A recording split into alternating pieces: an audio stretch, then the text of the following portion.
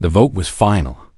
347 species had raised their hands in favor. Only 23 had opposed. Humanity, after 200 years of service to the Galactic Council, was being expelled from civilized space. Captain Day 1 stood on the bridge of the diplomatic vessel Horizon's End, watching the numbers flash across the display. His face showed nothing, but his hands gripped the railing tighter than necessary. Behind him, his second-in-command Hana let out a slow breath. "They really did it," she whispered. "Yes," Day 1 said. "They did. The charges were false. Everyone knew it. A human colony had been accused of developing illegal weapons, but no evidence was ever shown. The Vren Empire had pushed for the vote, and the council had folded like paper. Political convenience had won over truth, but humans would not fight this decision. They would not protest or threaten or plead. They would simply leave. The order went out across all human stations, colonies, and outposts in council space. 6 months to evacuate. Take your people, take your personal belongings, and go. The council would compensate them fairly for abandoned property. Everything would be handled properly, legally, with all the right paperwork.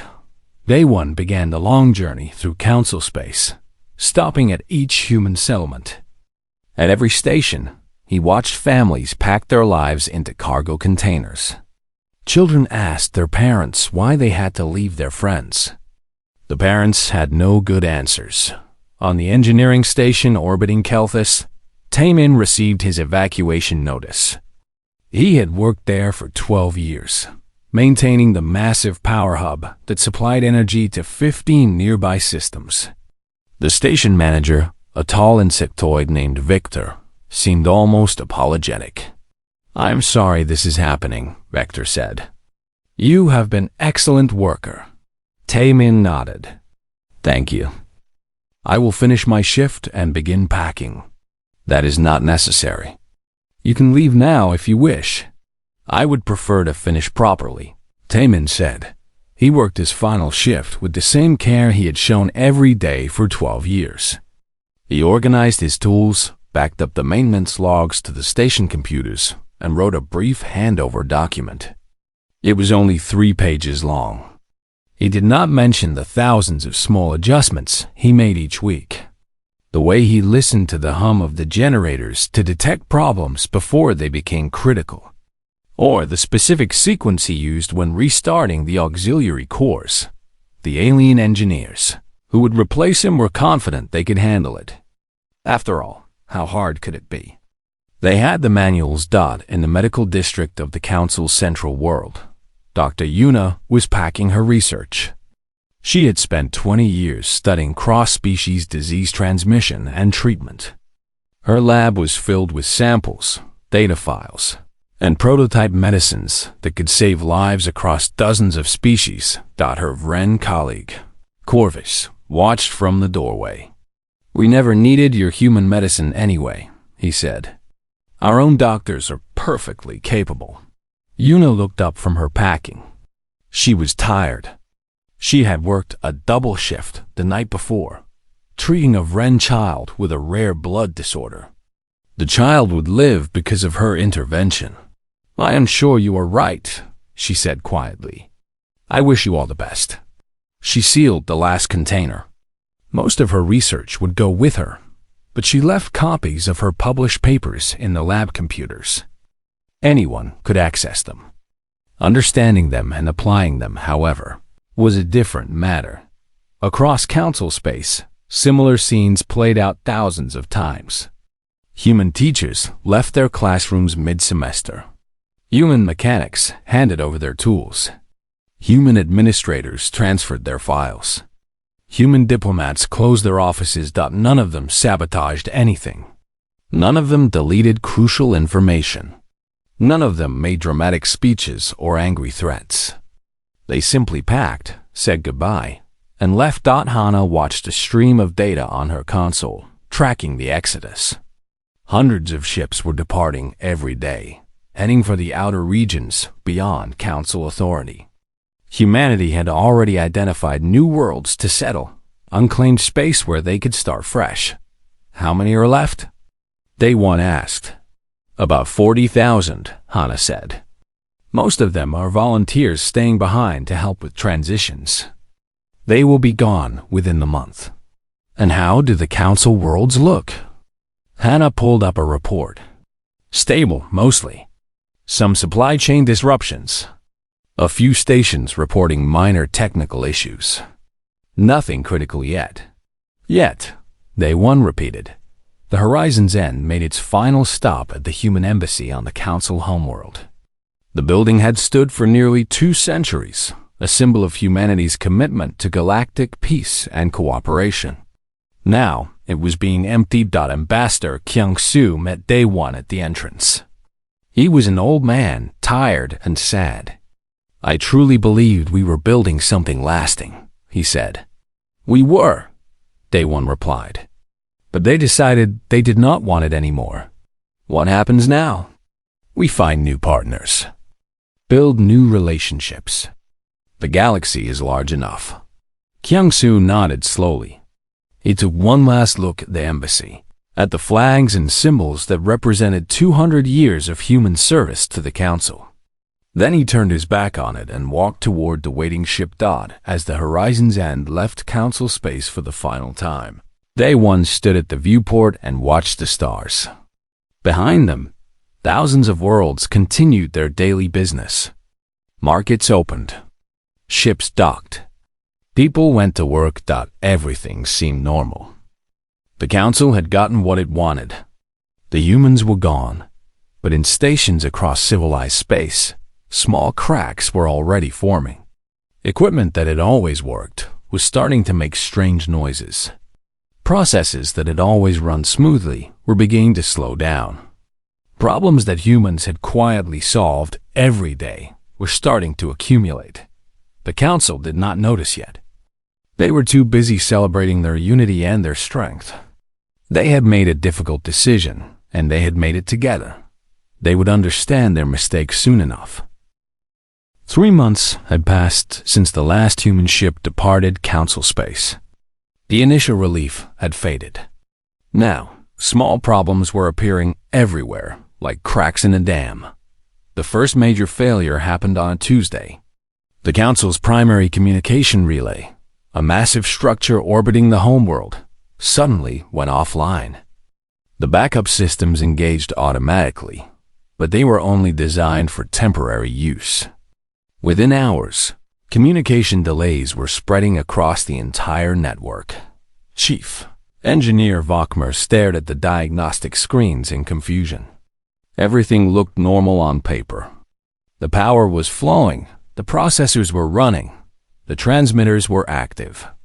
But the relay was not working properly.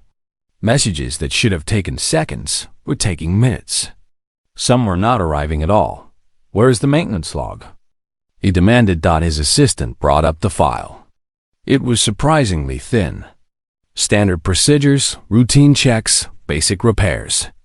Nothing that explained how the relay actually functioned at peak efficiency. Contact the human engineer who worked here, Vokmer said. What was his name? Junho, the assistant replied. But he left with the others. He's not in council space anymore. Vokmer spent 3 days analyzing the relay. He discovered something disturbing. The relay had a fundamental design flaw, a timing issue that should have caused cascading failures years ago. But it never had. Someone had been compensating for it manually, making thousands of tiny adjustments that kept everything synchronized. The humans had been fixing it every day for years, and they had never told anyone. Vokmer tried to replicate their adjustments. He failed. The relay went completely dark on the 6th day. Communication across 15 sectors collapsed. It took 2 weeks to restore basic functionality, and even then, the system only operated at 60% efficiency. On the agricultural world of Thesan, the harvest was failing. The native Thesan farmers stood in their fields, watching their crops wither despite adequate water and sunlight. This made no sense. The same crops had thrived here for decades. Elder Rintok called a meeting of the farming council. "What has changed?" she asked. The farmers looked at each other. Everything was the same. The same seeds, the same techniques, the same equipment. Then young Velter raised a tentative hand. "The human advisors are gone," he said quietly. "We know that," Rintok said impatiently. "But we have been farming these lands for generations. We do not need humans to tell us how to grow food." "But they were doing something," Velter insisted. "I watched the human Kyung-hee working. She would walk through the fields every morning, just looking. Sometimes she would dig small holes and smell the soil. She would add things from bottles she carried." "What things?" "I do not know. I never asked." Rintok realized their mistake. The humans had not just been advisors. They had been actively managing the soil, introducing nutrients and compounds that the Thezin farmers did not understand. The official reports had mentioned soil amendments, but not the specific details of what, when, and how much Kyung he had simply known. After 15 years of working with Thezin soil, she had developed an instinct for it. She could tell by smell and touch what the land needed. She had never written it down because she had never thought to. It was just what you did. Without her quiet interventions, the soil was reverting to its natural state. A state that could not support the high-yield crops the Thezin had come to depend on. The harvest that year was 40% below normal. The year after would be worse. In the council chambers, arguments were becoming more frequent. Trade disputes that had been resolved peacefully for decades were suddenly exploding into serious conflicts. The Torvin and the Helixia, who had maintained cordial trade relations for over a century, were now threatening to sever all economic ties over a disagreement about shipping schedules. Diplomat Korvax of the Vren Empire had volunteered to mediate. He was intelligent, well-trained, and experienced. He understood trade law and contract negotiation. What he did not understand was culture. The human diplomat, Su Jin, had mediated the previous 17 disputes between these two species. She knew that the Torvin considered directness to be rude, while the Helixia considered indirectness to be dishonest. She had learned to translate not just words, but intent and feeling. She could make each side believe they were being heard and respected. Korvax tried his best. He was fair and logical. He proposed compromises that made perfect sense on paper. Both sides rejected them and left angry. Within a month, the trade alliance collapsed. Billions of credits in commerce disappeared. Thousands of workers on both worlds lost their jobs. This pattern repeated across the galaxy. Trade routes that humans had maintained began to fail. Not because ships stopped flying, but because the complex web of relationships and understandings that made those routes profitable fell apart.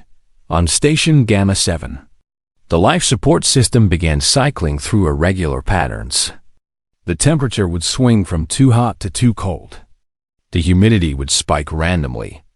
The air circulation would sometimes stop for minutes at a time. The station's maintenance chief, a being named Thom Rex, examined the system thoroughly. Everything tested normal. The equipment was functioning within acceptable parameters. But something was wrong. He found a note in the maintenance files, written by the human technician, Era, who had managed environmental systems.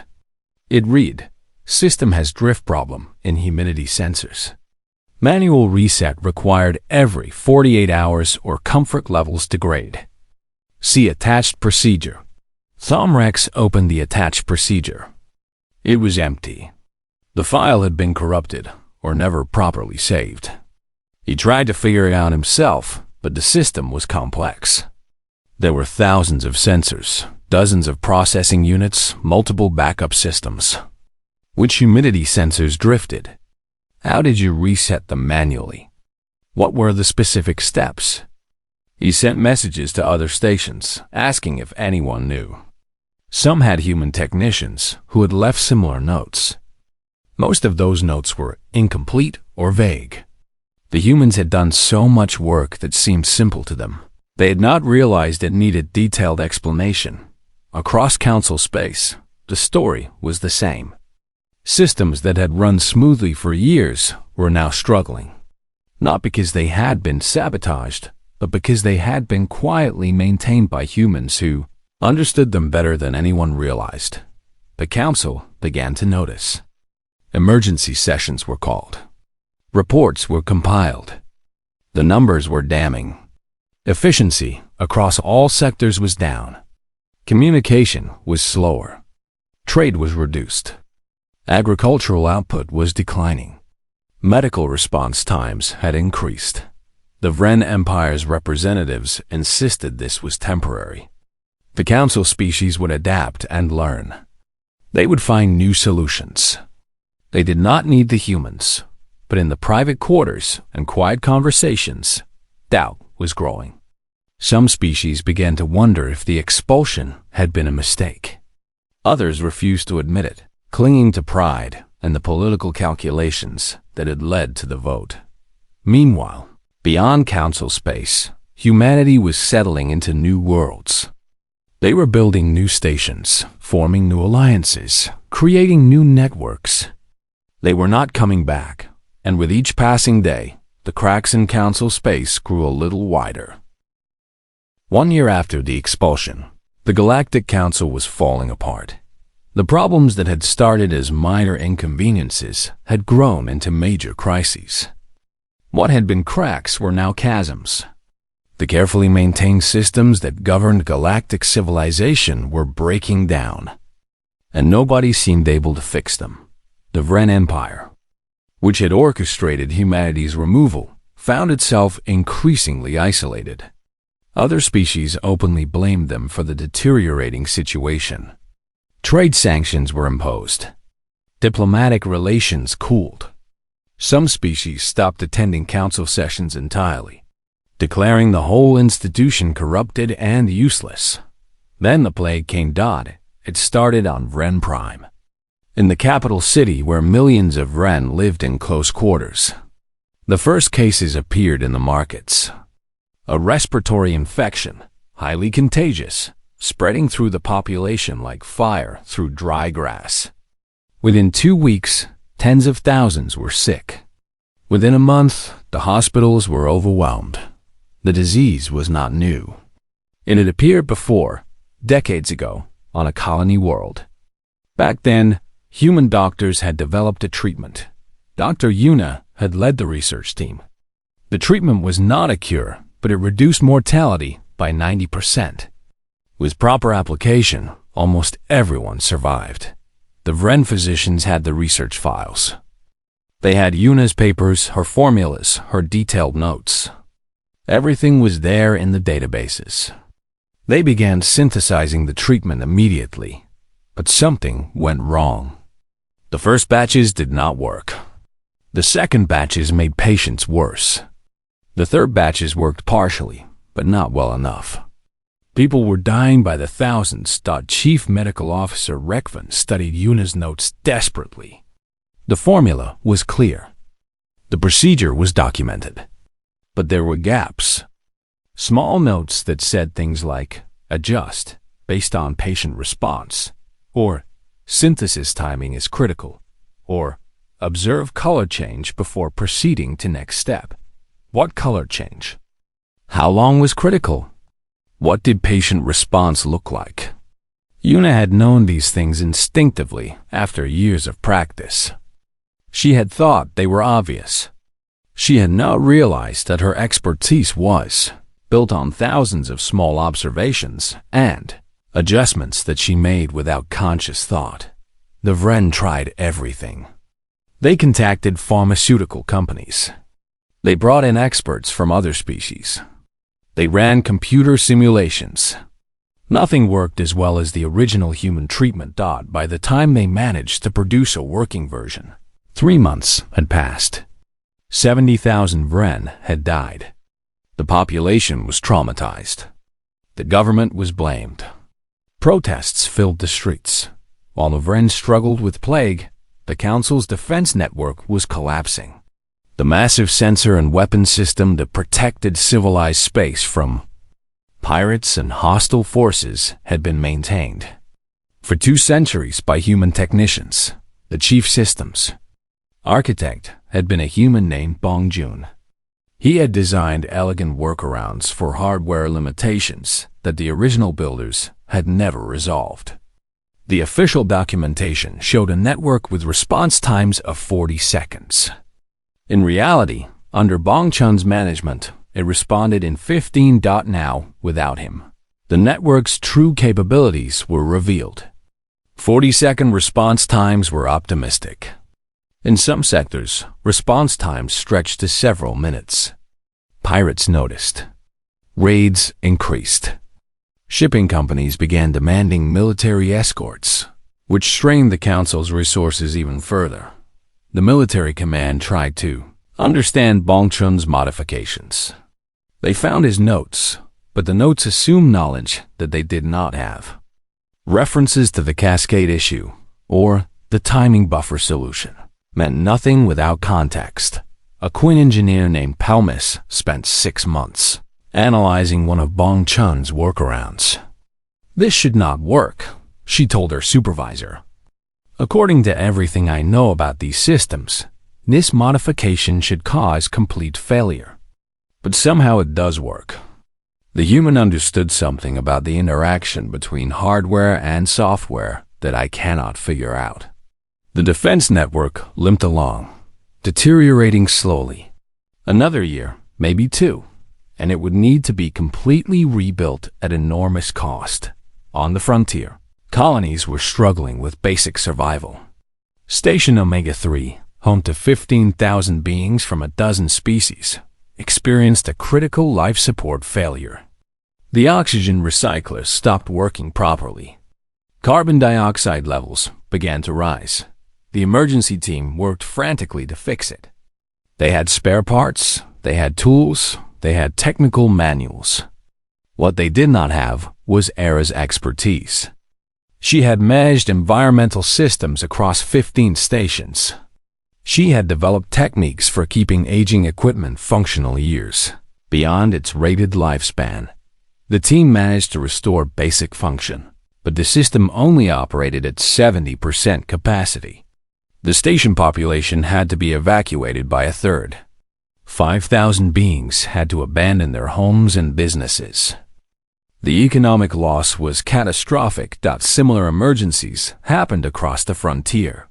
Distress calls went unanswered because the monitoring systems that humans had maintained were no longer reliable. Ships went missing. Colonies went dark. The frontier, once a symbol of galactic expansion and cooperation, became a place of danger and uncertainty. In the council chambers, the arguments grew bitter. Some species demanded that humanity be invited back immediately. The Torvan ambassador stood before the assembly and declared, "We made a terrible mistake. We must admit it and ask for forgiveness." The Vren leadership refused. Their pride would not allow admission of error. "We are experiencing temporary difficulties," Vren High Council member Cormex insisted. "We will adapt. We will find solutions. We will show that we never needed the humans in the first place." But even among the Vren, doubts were spreading. The plague had killed tens of thousands of their people. Citizens began asking questions. Why had the treatment failed? Why could their doctors not replicate human medicine? Why had they expelled the very people who could have saved their children? Underground movements formed. Vren citizens who opposed their government's pride and arrogance. They wanted humanity back.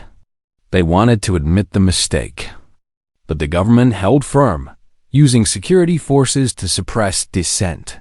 The council fractured into factions.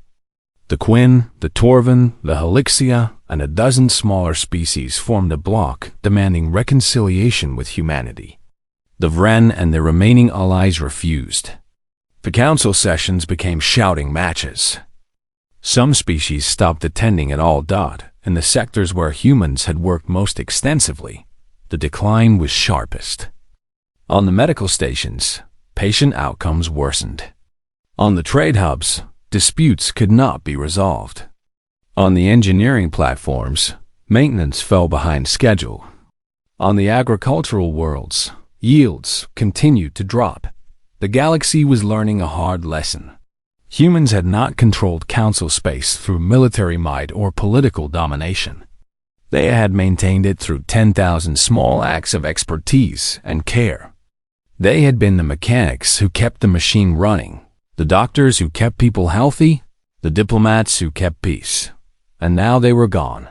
Some tried to measure the economic impact. The numbers were staggering. Trillions of credits in lost productivity. Millions of jobs eliminated. Entire industries disrupted. But the real cost could not be measured in currency. It was measured in the slow erosion of trust, cooperation, and shared purpose that had defined galactic civilization. The Galactic Council, once a symbol of unity and progress, was becoming a symbol of failure and decline.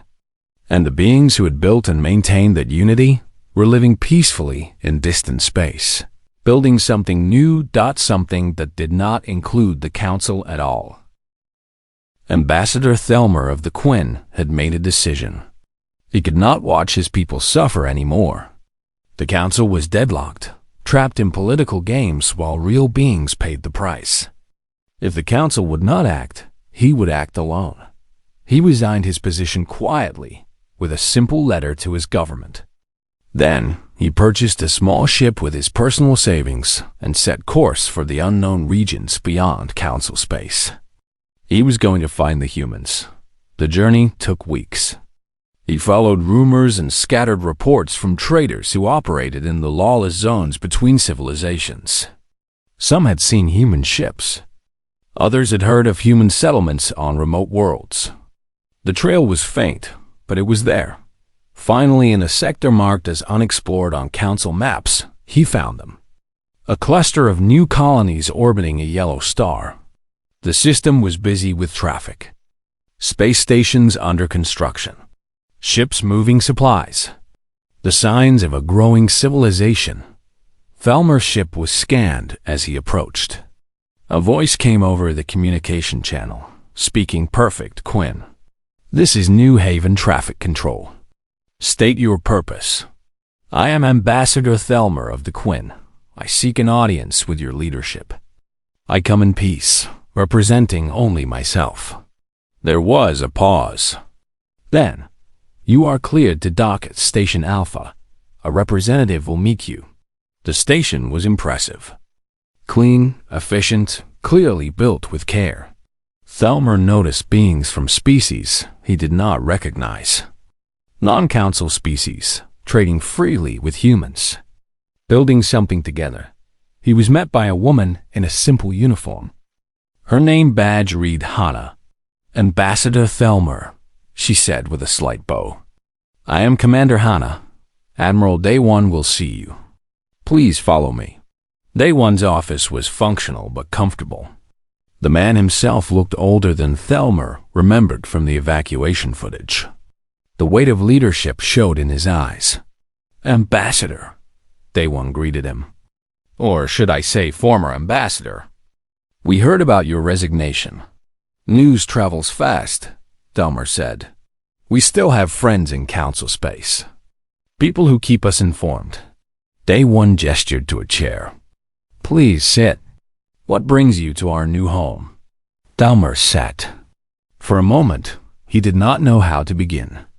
Then he decided on honesty. "My people are suffering. Many species are suffering. The Council is falling apart. We need help." "The Council expelled us," Day One said quietly. "They made their choice." "I know. And it was the wrong choice. Many of us knew it even then. But we were outvoted, and we followed the decision. That is how the Council works. Or worked. What exactly are you asking for?" "I am not asking on behalf of the Council. I am asking as one person to another. There are innocent beings dying because we no longer have human expertise. The Vren Plague killed 70,000 people. My own world has lost 30% of its agricultural output. Stations are being evacuated. The frontier is collapsing. Day one listened without expression. And what does the council offer in return for our help? The council offers nothing. They are still arguing about whether they made a mistake. The Vren leadership refuses to admit any error. That is why I came alone. I am not asking for humanity to save the council. I am asking for you to help innocent people who did not choose this situation. There was a long silence.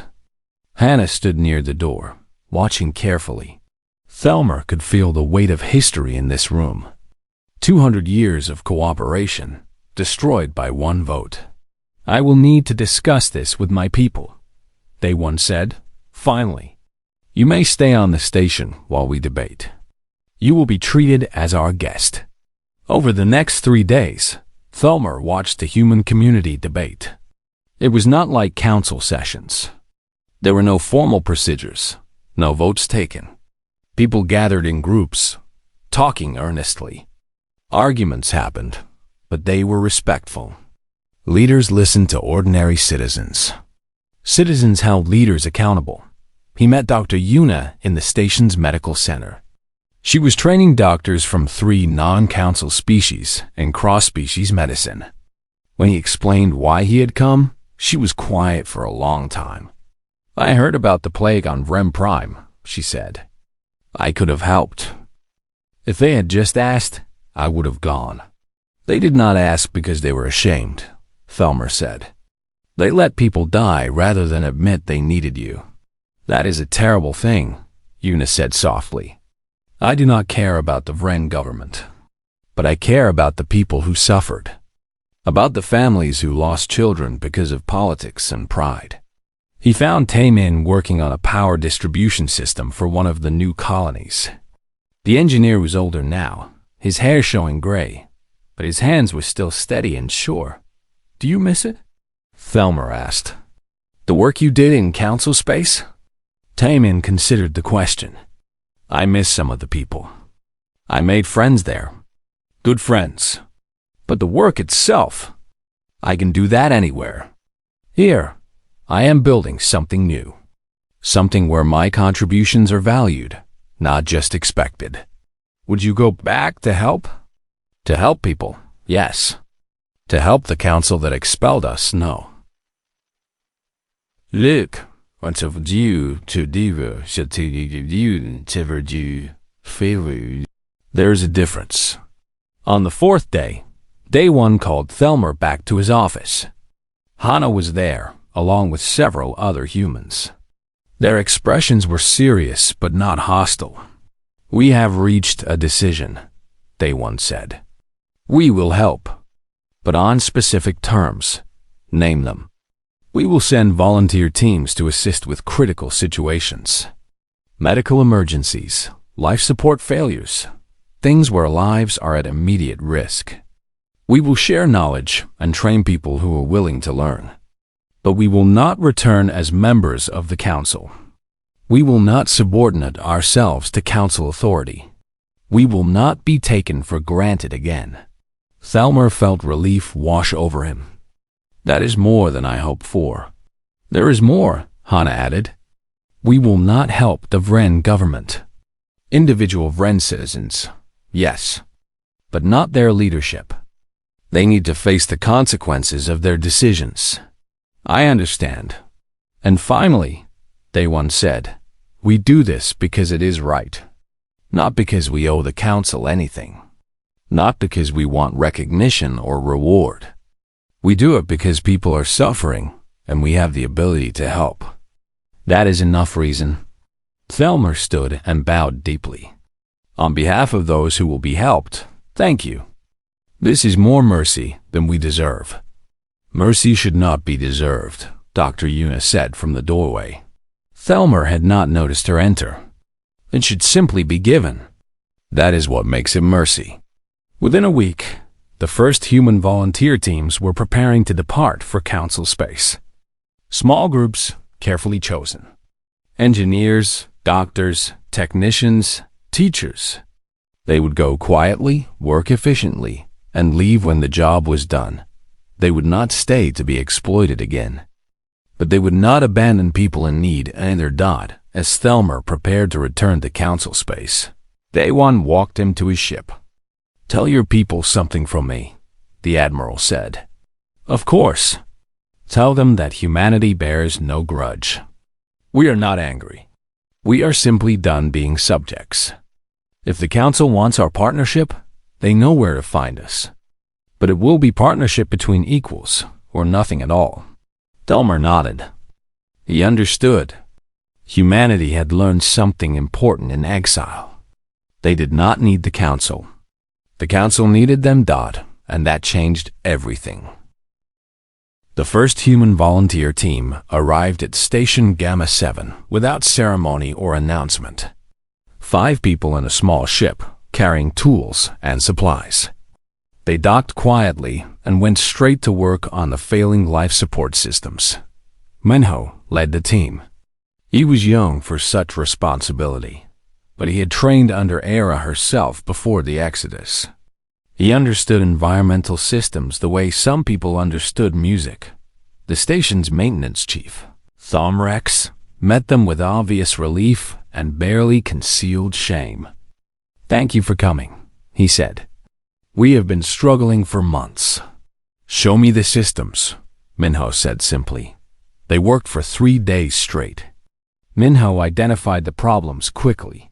Sensor drift, exactly as Era's old notes had mentioned. But more than that, there were calibration issues, timing problems, cascade effects that had accumulated over months of amateur maintenance. He fixed everything methodically. But he did more than fix. He taught. He brought Thomrex and the entire maintenance team with him as he worked, explaining every step. "This sensor drifts because of thermal expansion," Minho explained, showing them the component. "It needs recalibration every 48 hours. Here's how you do it. Write this down. Practice it. Make sure everyone on your team knows. Why are you teaching us?" Thomrex asked. "Why not just fix it and leave?" "Because we are not staying," Minho said. "We will help you now, but this is your station. You need to be able to maintain it yourselves." When the work was done, the life support systems ran better than they had in years. The team prepared to leave. The station administrator tried to convince Minho to stay permanently, offering generous pay and housing. "No," Minho said politely but firmly. "You wanted us gone. We respected that. We are helping now because people were in danger. But we are not coming back to stay. You must learn to maintain your own systems." The message was clear.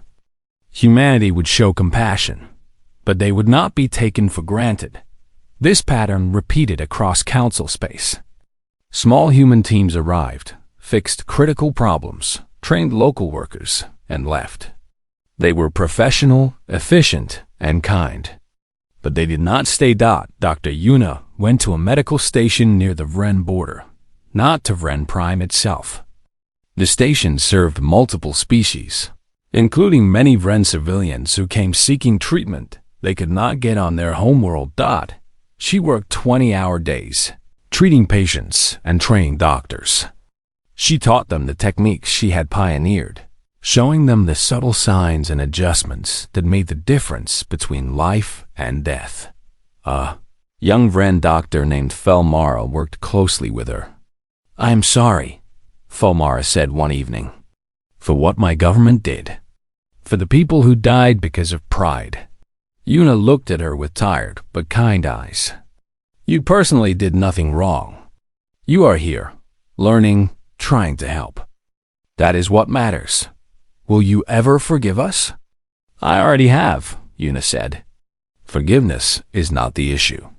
Trust is. Trust must be earned again." In the defense network, Bong Chun's former students arrived to stabilize the failing systems. They could not fully restore what their teacher had built, but they could make it functional.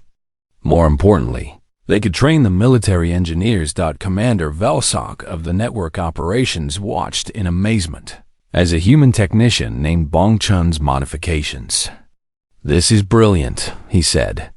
"Why was this never documented properly?"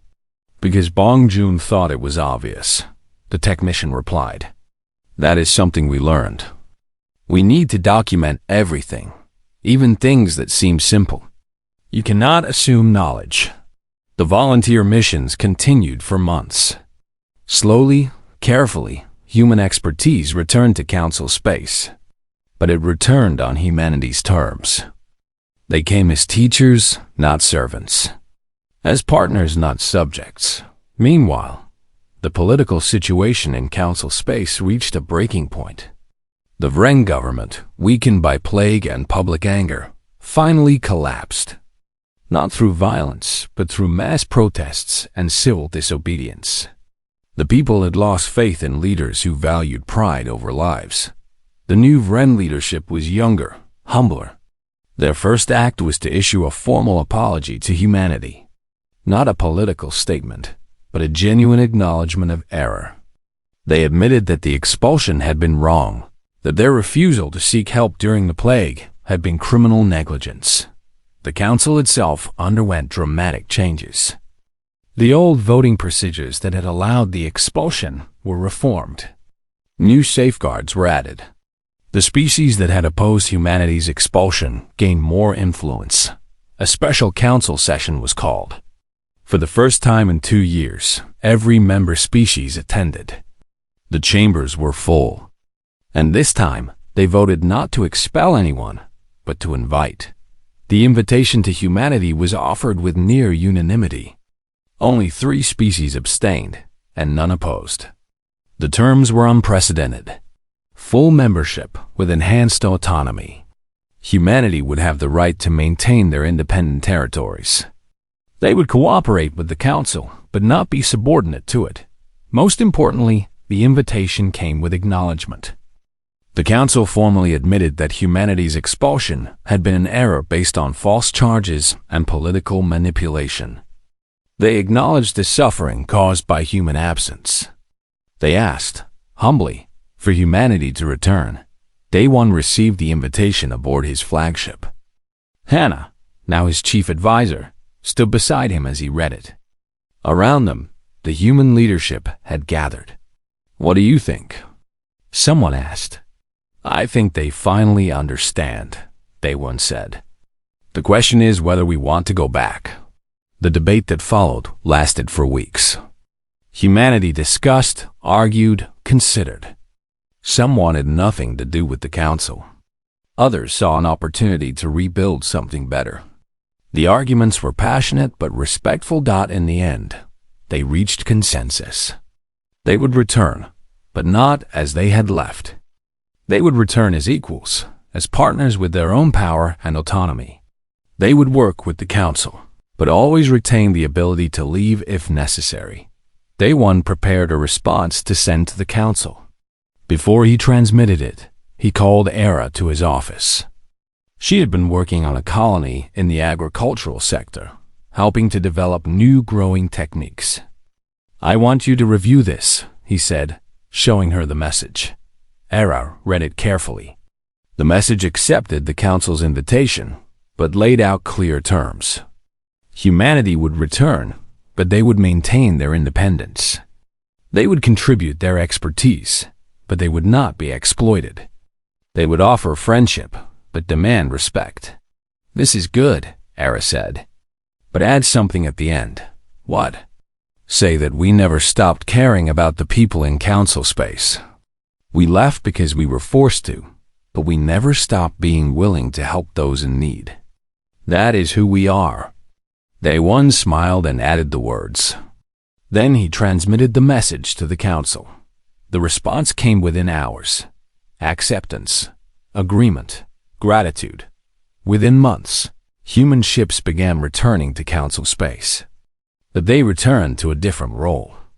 Not as maintainers of someone else's civilization, but as partners in a shared enterprise. Human colonies remained independent. Human fleets remained separate.